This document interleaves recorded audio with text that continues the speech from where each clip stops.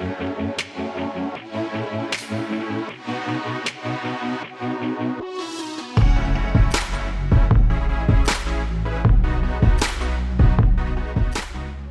everyone, and welcome to the Gillcast. You're either listening to this on the Sports Grid Fantasy Football Podcast or the RotoGrinders Daily Fantasy Football Podcast. I'm Davis Maddock, joined by Nate Noling and Sammy Reeds. It's Monday morning, and if you didn't play Chris Moore on Sunday, you're probably just having a pretty bad time. To be honest, to be 100, just like getting kind of killed by Derrick Henry, but not getting fully ran over by Derrick Henry, not getting the full pain experience. Yeah, not the full blade. It just kind of went in halfway, and then you thought it was going to go in the whole way, and then it didn't. It was like, oh, man. He had 96 rushing yards and a rushing touchdown at the end of the first quarter, and I was ready for 220 rushing yards, 3 rushing touchdowns, 4 receptions. You just basically what Evan Ingram I was ready did. for the 40 burger. Yeah, 40 burger. I was ready for Evan Ingram's stat line to be Derrick Henry's stat line. And to be honest, I think it's illustrative of why Nate and I did not play him, which is that the Titans stink. Derrick Henry kind of stinks now. He had basically what happened is he had one amazing run. What was it, like a 60-ish yard run or something, where he ends up getting tackled, and then for the rest of the game he was uninvolved. He fumbled twice, basically gave the game away actually in the fourth quarter. So you know what, not taking the L on Derrick Henry. I'll take the L on everything else. The Titans offensive line is just horrendous right now, and there's I don't know. I don't All feel right, well, we're back. We're back. We got Nate offensive line takes. Davis trying to justify why. I think they're literally down 4 starting offensive linemen. Man, I mean, that is true. So here's the thing about Henry, and obviously I played Henry because I'm a sharp and you guys are fish. I swear to God, Sammy, if you bring up December, I'm booting you off this podcast. It's December, bro. Don't steal my thunder, bro. I mean, look. Objectively, I think Derrick Henry was popping as one of the top running back values in the projections. Yeah, which is bad because imagine playing Derrick Henry over McCaffrey. It sounds bad. It feels bad. Okay, well, it's gotta be bad. That actually is bad, and we can talk about it. But we can also talk about why Derrick Henry was a good play in his own right. He objectively was a good value in the projections, and then colloquially, Derrick Henry always smashes the Jaguars. He always goes for 200 against the Jaguars, and it's December. I mean, how can you face God this? Dang it! Sammy comes back. So Sammy comes back from Mexico with this deep. He drops. Sammy drops this from being the bell curve meme. Is like Nate is the 160 IQ, I'm the middle IQ, and Sammy is the 60 IQ, and so now we are perfectly. It's Henry against Jacksonville, bro. It's just perfectly just waiting to hear he played Tom Brady because he was coming home. Yeah. Okay. So the scores, of course, Sammy plays the GOAT Derrick Henry. He scores 156.2. Nate scores 136.2. And I scored 127.7. Honestly, I assume, Sammy, you crush. Nate, I assume you beat.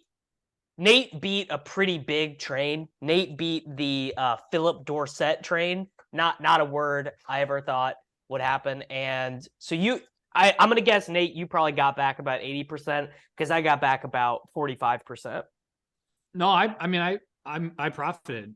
So it was wow. It's amazing that you guys. The cash line was like 132. I was going to say I'm pulling. I had the massive $25 double up 132.6, and you were at 136.2. Oh, boom! Yeah, easy. So easy game. I made money in head-to-heads and double ups and yeah. So well, it just goes to show there's still an edge because you guys played so damn bad. And you still profited. I mean, that's incredible. I'm proud. I mean, honestly, it's amazing. I thought I was dust. when Derrick Henry and Tony Pollard are doing all these things, I'm sitting here. You have to hold like the largest L of all time for being like, I'm worried about Tony Pollard's volume. Oh, like, what are we take. doing, dude? Nate, this is it's just, you understand who Tony Pollard is at this point, dude. Like, come on. He's Alvin Kamara. He's Austin Eckler. They're just, we're not tripping. But he's not. He's a 50% guy, if that. So we're those guys. But the 50% is awesome, Nate. Who you can project for like 12 to 15 touches is freaking sketch. Like, Nate, he got his 5,900 prices anymore. He got 10 rushes and 6 targets. Like, that's perfect. What are we doing here, man? Dude, I told Nate, I want to bring up the text messages. I told Nate that Pollard was going to give him the blade, and then Pollard from 11, 5 minutes into the slate, and it was like, oh yeah, like Nate, you're wearing it. I would say Nate basically played the two worst plays of all time might have happened in the same slate, which was DeAndre Swift based on a 1 week volume mirage. That's an L. And it should have just been, and I played these guys, so it's not like I'm just thrashing other people. But Joe Mixon coming off of a concussion in a game that the Bengals were going to easily win when Samaj Pirine had been so good when he was out. I mean, it should have just been obvious, like, this is not a spot to jam him. Maybe he was a good tournament play, except he ended up not being a good tournament play because he was so chalky. I mean, this is F- stuff for me. The DeAndre it's really Swift bad. Thing is embarrassing. Well, first off, tell the DeAndre Swift thing is embarrassing. Okay, tell the people. Sammy played Jared Goff, Derrick Henry, Joe Mixon, Amon-Ra St. Brown, Garrett Wilson, Chris Moore, Greg Dulcich, Tony Pollard, and the Panthers defense. Nate played Jared Goff, Joe Mixon, DeAndre Swift, Jamar Chase, St. Brown, Chris Moore, Greg Dulcich, Latavius Murray. This Latavius Murray play. Oh my God.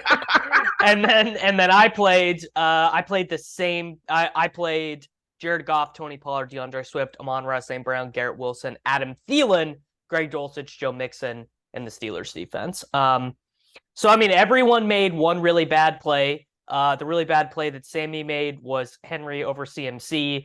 Nate played Latavius Murray and Mixon. And Mixon. And then I very stupidly, I actually think Nate did the smartest, the highest IQ thing, which was Jamar Chase and Chris Moore over Garrett Wilson and 5K wide receiver. I played Adam Thielen. Some people played DJ Moore. There were a various number of ways to go there. But the lowest IQ thing was that Philip Dorsett was 35% owned in the massive $25 double up. I mean, that's the only reason I made money. The Philip Dorsett ownership. Because and for people who are like, I played Philip Dorsett, what are you talking about? I'm low IQ. Dorsett is like the worst type of guy to play with a shit quarterback like Davis Mills, because he's just running straight down the field. Now, I mean, maybe in tournaments it's fine, but Moore is going to be playing way closer to the line of scrimmage. Sammy, I mean, you played Chris Moore. I didn't. I'm the fish. Yes, that is correct. I mean, Chris Moore scored 25.4 for Chris Moore. I believe for 3,400 of skill position players. I believe Chris Moore was the third highest scoring player of this. Chris Moore was the 8th highest scoring player of the main slate. Yeah, that's so good, and obviously quite a bit of run good. It is what it is, but I mean, it not playing Philip Dorsett was like, the Will Fuller week when Will Fuller like buried all of us. This is the opposite, right? Yeah. Although, I mean, it's not to say Philip Dorsett couldn't do that, because he could have caught like an 80-yard touchdown or whatever, because that's what he does. But Moore was just so much more likely to be involved in every down of the offense. I thought so. You're just deciding what are you paying for? Just like, I hope I catch one like massive ADOT target and just get the volatility, or am I hoping this guy sucks, but he's going to get 10 targets with a low ADOT and a relatively high catch rate? Like, what am I trying to hope for in cash games? So yeah, I'm not gonna dunk on the Dorsett thing. It ended like, I mean, he was min price. You knew that he was going to. It certainly was not as bad is playing the running back 3 on the Detroit Lions in cash. I'll tell you that. I know much worse about DeAndre Swift. So I know the fact that I played DeAndre Swift and I'm watching Justin freaking Jackson get all the third down work was I should have retired. I mean, I feel awful. Wait. Are you taking an L, Nate? I feel awful about the it's DeAndre so Swift bad. thing. Sammy, I know you haven't watched or looked at anything yet. If you had to guess, what percentage of the snaps yesterday do you think DeAndre Swift got? 20. He did get to 36%. So at least, we basically played like Mark Ingram, 36% of the snaps, couple carries, I mean, this is mass hysteria. This is collective delusion. Every I did this, every projection site did this. We saw one game where DeAndre Swift got to 50% of the volume out of the backfield for the Lions, and everyone was like, "All right, we're back." Instead of being wedding crashers, he's back. GIF. I thought he was back. I played him in tournaments. I played him everywhere. I'm like, DeAndre Swift is back. He's healthy. We're gonna see expanded role in one of the best game environments of the week. I mean, this is. It's really unbelievable. No, it's unbelievable. It's unforgivable. I mean, there were so many guys to have played instead on this slate yesterday. I mean, even there were. I don't know if there were though. I don't know. Yeah, I mean, you could have obviously played Latavius Murray. Well, McCaffrey was very easy to play in our lineup construction. You play Panthers defense and you play McCaffrey.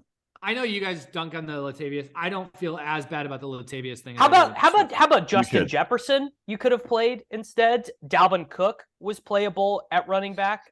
I mean, I would say of cash of viable guys, there was Pollard, Henry, Mixon, Cook. I would say, and if we had known the funny thing is had we had known Travis Homer was going to play 95% of the snaps for the Seahawks, he would have been in there as well. But even more than that, you didn't have to play a running back in flex because there was a lineup that I did see people play. These are the smart people who played Justin Jefferson instead of any of these jamokes. They just played $9,000 Justin Jefferson in the flex, and they played Swift I don't remember if that combination was Swift and Pollard or if it was Mixon and Pollard. I don't even really think it matters that much because it was smarter than what I did. I thought the running back availability options were so crappy on this slate. I don't really know why I didn't think more about not playing another running back. Like, I did feel sketchy about Mixon going into the slate. And there was a 2 tight end team out there where you played Dulcich and Chig Okongwu, which I looked at that team. I looked at that team and I was telling you guys but it just felt so low floor. I couldn't do it. No, but I did look at that team because this was the weakest running back slate we've had in a while. And so it's just that there were 5 running back plays and one of them is Derrick Henry, which never is a good click. It feels bad 100% of the time. It's a great click. Don't you know that Derrick Henry's like trending toward a career high in targets? I mean, come on. Is he? Guys, I have bad news for you, Davis. Derrick Henry had a higher target projection for me than Dalvin Cook did. And I had to check my numbers like multiple times during the week. Dalvin Cook is not getting targeted the way he used to. And everybody talks about Dalvin Cook as this like massive volume guy. He's just not like this year. And so I mean, Derrick Henry, I don't know how many targets he got yesterday, but I bet it was he got 5. He got 5. How many did Dalvin Cook get? 3. Yeah. All right. You know how many Christian McCaffrey got? Less than Derrick Henry. Well, actually. Yeah. Derrick Henry, actually a good play. But McCaffrey went 14 for 119 and a touchdown, 2 for 34 and a touch. I mean, yeah. So I do actually feel bad that Christian McCaffrey was $6,000 more or 600 more than Henry, and I think we'd seen the last week that when Mitchell was out, McCaffrey. Yeah, they're not using Jordan Mason. They're not using TDP. It's all CMC. Yeah, and it's just like, oh crap! Like I don't know why I didn't prioritize that extra $600. I mean, even in my lineup, which is so bad, could have just been saved so easily. I McCaffrey instead of Mixon and Chris Moore instead of Adam Thielen and the Panthers defense, and you're there. So easy. And I did play the Panthers defense. I was one of the few who did, because everyone said, "Oh yeah, Pittsburgh's a really good play." Right. I thought they were a good play, but not so good that you should play a suboptimal guy as your most expensive guy versus McCaffrey, Jefferson, whoever. People who played McCaffrey, anyone listening, if you did this McCaffrey, Chris Moore combination, I salute you. You are sharp, you are smart, and you are unafraid, which is you're just smart. We all needed to be this week. I'm so ashamed of what I did with running back this week. You should. Let's talk about Latavius. I didn't realize that in Nate's lineup he ended up paying all the way up for the Cowboys defense too. That is such. We were literally joking about it. We were literally joking about it. Like, that's such a pure Nate Noling move to end up just paying up for defense because you get lost. I mean, that is good stuff, Nate. Nate, you played Latavius Murray and Cash. Okay. Imagine if it was Latavius and not Marlon Mack who scored that 66-yard screen pass touchdown, bro. Nate would be windmilling on this podcast, but he's not, because Latavius Murray does not have 66-yard touchdowns in his bag. I had Latavius Murray projected for like 65% of the rushing attempts and over 10% of the target share. Like, Latavius gets targets and he's competent in receiving. He played. Mike Boone was back last week. He played 8 more snaps than Marlon Mack. Yeah, and Nate, I sent you the quote where they said the O coordinator said Mike Boone was going to get more work, and you actually ran good that Mike Boone dusted out. He got a high ankle sprain. Everything that Mike Boone would have went to Mack. Like, I think that's rose-colored glasses. Latavius. No, sucks. it literally was like a 1-for-1 replacement. Latavius does suck, but he gets the volume, and on this slate, like, that's what I was looking for at 5,200, and I thought it was fine compared to paying. I don't know. I'll give you this. Latavius Murray played more snaps than DeAndre Swift. So God, I cannot believe I played. I feel way worse about the Swift thing than I do about the Latavius. So here was the real dog whistle with Swift, is that last week, right? He got this big bump in usage, but it was like his first week of the season where he wasn't on the injury report, and then he was back on the injury report this week. Yeah. It should. Right? I'm telling you, it was a collective mass delusion from all of these nerd loser DFS players. I mean, it's just. I don't know what bad. I genuinely don't. I just blacked out and clicked DeAndre Swift like 27 times this weekend. Horrible. And the Mixon stuff. So the Mixon stuff. You had to play Mixon. You had to play Mixon. You could not. No, you didn't. Like, we all play Mixon. No, Sammy. Okay, let's not. If you didn't play Mixon and Mixon gets 3 touchdowns because this is like the game of the week. Like, the Mixon thing, you had to play. Yes, we knew there was some risk, but I think not playing Mixon was. It was the role change was accounted for in projections. Like, ETR had him for still an incredible, and he's still I know. I mean. We all hate it. Like, we're all saying like Joe Mixon was like this terrible play or whatever, and he was in a 50-50 timeshare and he still almost dusted off. I mean, he was 4 yards away from the bonus, and I think he got tackled at the 3. Like, it would have been extremely. And I mean, also, Sammy, if I tell you that T. Higgins doesn't play in this game and that Tyler Boyd gets banged up, you're like jamming him even more. You're like, but we didn't know that before lock. Tell me we didn't know that before. Like, I had him on 100% of my freaking tournament teams. Joe Burrow, T. Higgins, Tyler Boyd stacks everywhere. And then the report comes out. Coaches were never intending to play him in the first place. What? He wasn't even questionable. He was limited on Thursday and Friday. Wasn't even questionable. Wasn't even on the injury report. What are we doing? I mean, they have to be fined for this, because this is like, people are gambling and play like this is the whole thing with like gambling, like legal sports betting being involved, is like you can't do this anymore. They gotta anybody's watching the Cincinnati Bengals because they're Cincinnati fans? No, the only reason people are watching these football games is because they have American dollars on the line. Like, nobody is watching Zach Taylor. Nobody cares. I thought the story was Higgins got hurt in like warm-ups or something. No, he had been banged up. Okay. There was a report that he was not even supposed to go and warm up, and then the coaches got pissed that he was out there for warm-ups. Like, they were never intending to play him. Yeah, it's bullshit. Well, Davis played Jamar Chase, or you played Chase, Nate. Yeah. Well, yeah, I played Chase. That was the 2v2 I was looking at, was Chase and Moore over Thielen and Garrett Wilson. And Nate did the right thing. I mean, Thielen even ended up hitting his absolute ceiling, 7 for 70 and a touchdown. You cannot ask for anything more of that. Yeah. And he got dominated by Chris Moore. I mean, that is so funny. Like I told you, you never get buried by Thielen. There's just no avenues for Thielen. Well, I mean, if Chris Moore does his standard 3 for 30 and no touchdowns, people are getting absolute. My team is the nuts. Yeah, I can't believe you did it, and you have Jamar Chase as an option and you didn't take it. Like Chase. I mean, Garrett Wilson is underpriced by about 1,000. I mean, he certainly is. But the thing about Chase is he can outscore the other 2v2 on his own. Like he's got that. No. I'm not saying I don't think my part of the 2v2 was GTO. Garrett Wilson, 97% of the snaps, his role is so good. I thought he was a lock. So I don't know. Yeah, his price hasn't gone up really. He just continues to be in the 5K. Like Garrett Wilson next week against Detroit. Let's this is good. What do we think Garrett Wilson's salary against Detroit is? Oh, he's going to 66. Okay, let me pull it up. I'm gonna guess that he is 6,800.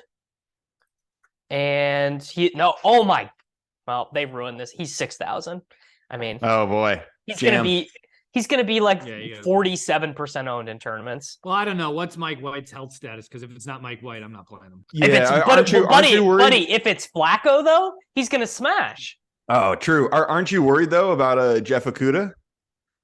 Oh, I know who he is. Okudah's hurt. He got a defensive. I know who he is. He got a defensive pass interference against Thielen in the end zone. Thielen had.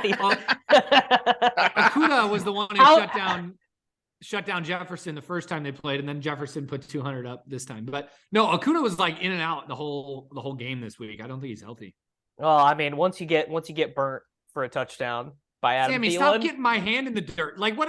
I'm giving you defensive takes. This is so great. This is so great. Nate's like, no, he really had bad technique on Thielen in the end zone. Okay, let's just get through these tournament teams real quick. None of us played Evan Ingram, so none of us are rich.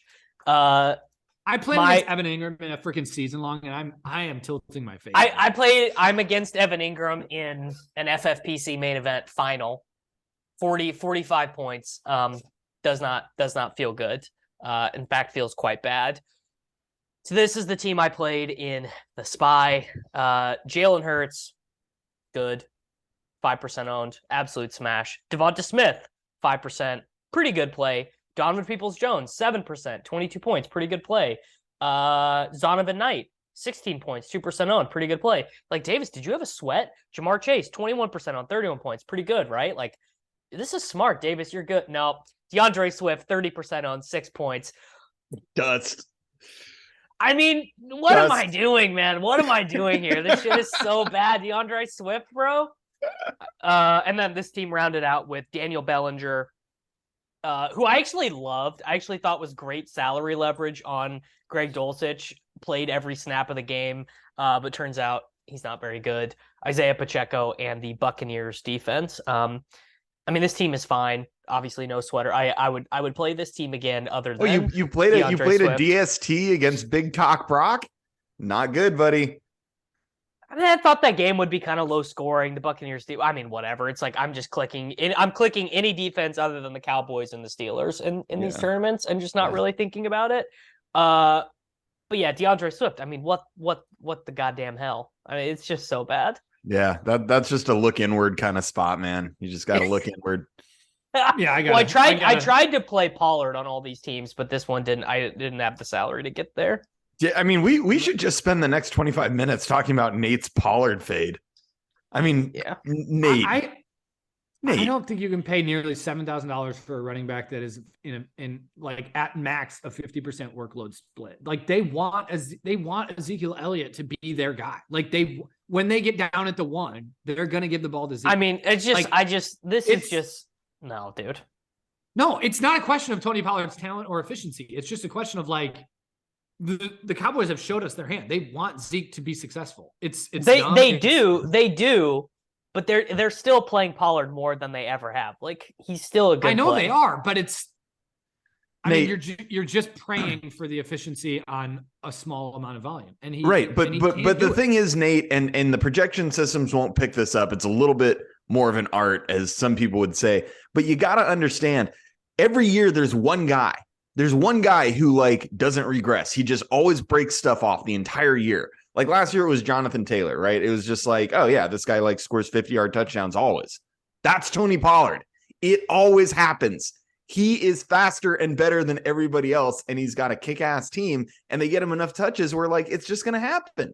It's just gonna happen. You just gotta acquiesce to the fact that it is Tony Pollard's year. It's Tony Pollard's season. He got 2 touchdowns on your face. Doesn't matter the price. He's awesome. You must acquiesce, Nate. Yeah. And I can't even imagine. Let's see. Come on, give us a team. Yeah, let's see what Nate. I told you my teams. I went all in on the Cincinnati Cleveland game. So my 33 points scored in that game. Yeah, Real good. Let's walk through it. It was a Joe Burrow double stack with T. Higgins, who didn't play, and then Tyler Boyd. Got great single digit ownership on both of those. Brought it back with Nick Chubb because I figured if Cleveland was going to push Cincinnati at all, it was going to be through Chubb. Also stacked it with Mixon, and then had Chris Moore, which was my only good play on this whole team. Dulcich, Eagles D, and to top it off, just the cherry on top of my great day, DeAndre Swift. What was Dulcich owned in tournaments? Way too high. Yeah. Like what was Swift owned in tournaments? Like 30%. Oh my God. 30%. So you guys just jammed in a 30% on Swift. You got anytime you can play a 30% owned running back 3 on the Detroit Lions in both cash games and on high leverage tournament spots. I think you simply got to do it. Yeah. Yep. Sammy, this Swift thing is the most embarrassed I've been in DFS that I can remember. Like, this is, I literally played. I think you should be more embarrassed about playing Sammy Watkins, like not in week 1 this year, like playing Sammy Watkins in like week 4. That was the all-time.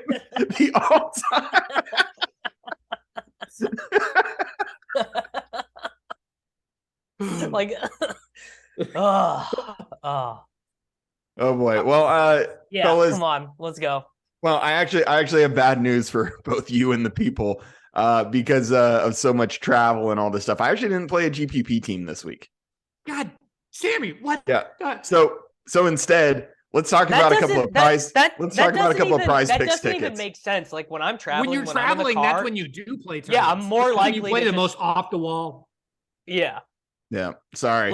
Well, like yesterday, I was the slant wasn't filling. Like normally the $9 slant fills at like 8 a.m. So yeah, because I wasn't maxing it. That's why. but yesterday it wasn't filling. I'm sitting there at like 10, 11. I'm like, oh, I guess I'll put another team in. Oh, I'll play a Jalen Hurts team. I'll play a Joe Burrow team. I'll play a Kirk Cousins team. Like, this is the best. I'm another more DeAndre Swift team. Well, let's just talk about a couple of my prize picks tickets instead. So I have one ticket. And this was awesome. I had Deshaun Watson over 222 passing yards. He smashes it. I have McCaffrey over 96.5 total yards. Smash. Easy. Jamar Chase over 80.5 receiving yards. Let's go. Boom. And then my last one, I stacked Amari Cooper with Deshaun Watson before the news that his snaps would be limited. He didn't get there. Yep. And my ticket is dust. And then another one. This was a good one. I decided I've been doing too many overs, Nate. Too many overs, right? So I did an all under ticket, and this was really fun. Tell me you had Zonovan White reception under. Oh no, it would have been great. I did not have any Zonovan. I had under on the Thursday night game. Kyron Williams under 25.5 rushing yards. Easy game, super easy. Yeah, that super easy. One. Only 19. Van Jefferson under 5.5 receiving targets. So easy. He only gets 4. Of course, the cherry on top. This is if you just smashed Najee Harris rushing yard unders all season, you're rich. His rushing prop was 63.5. I took the under. He gets 33. Not even close. And then, of course, it all comes down to Sunday night. And Justin Herbert's passing yard prop is out of hand. It's 290.5. So I'm taking the under. He kills me. This dude's got an average depth of target of like an earthworm. Like, I know. What are we doing? I know. And instead he goes for 367, and that ticket is dust too. And I'm broke and sad. No money for me.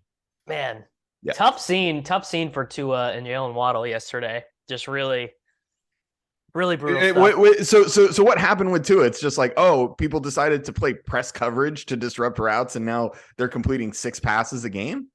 I mean, that's what messes this team up.